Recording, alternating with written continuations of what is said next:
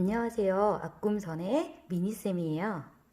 여러분들, 이번 시간에는 분수의 의미에 대해서 자세히 알아보았는데, 혹시라도 3학년 때부터 배워온 분수의 의미가 아직 제대로 잡혀있지 않은 친구들을 위해서 선생님이 쉽고 간단하게 다시 한번 설명해 주도록 할게요. 자, 우리가 분수라고 하면은, 분수는 분모분의 분자로 이루어져 있죠. 그러면 분모가 의미하는 게 무엇이었죠? 네, 분모는 전체를 우리가 몇 등분을 했는가? 그러면 분자는요?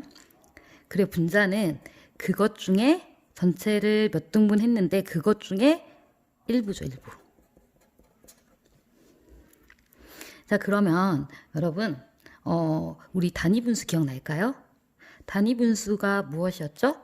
네, 단위분수는 2분의 1, 3분의 1, 4분의 1, 5분의 1, 6분의 1과 같이 분자가 1인 그런 분수를 단위분수라고 했어요.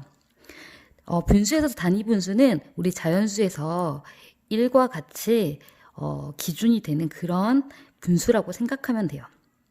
그러면 2분의 1과 3분의 1과 4분의 1과 5분의 1, 6분의 1이 있는데 이 중에서 가장 크기가 큰 분수는 어떤 분수였죠? 그래요. 가장 크기가 큰 분수는 바로 2분의 1이었어요. 왜 그랬죠? 기억이 날까요?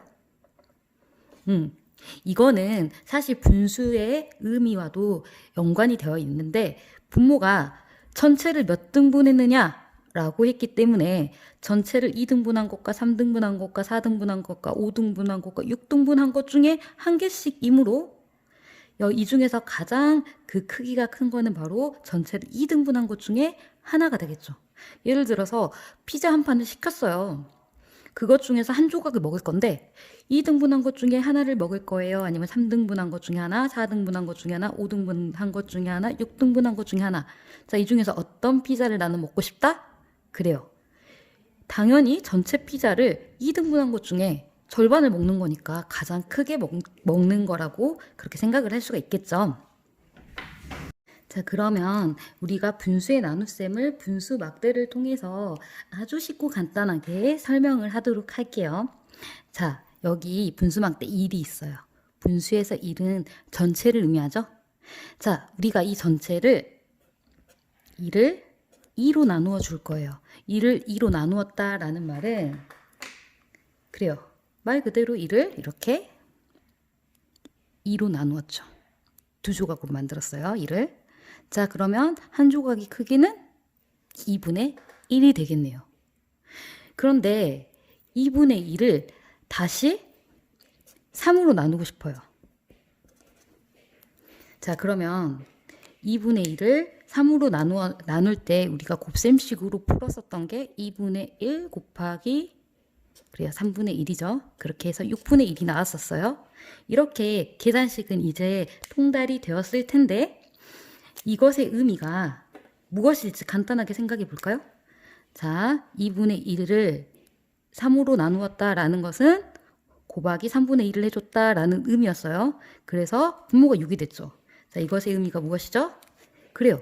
전체가 원래 두 조각으로 나누어져 있었는데 이거를 전체를 두 조각으로 나눈 것을 다시 세 조각으로 더 나누었다. 자, 한번 볼까요? 2분의 1을 세 조각으로 다시 3등분했다. 자, 3등분 한번 해볼게요. 자, 3등분 했죠? 자, 그러면 전체를 결국에는 몇 등분한 게 되죠?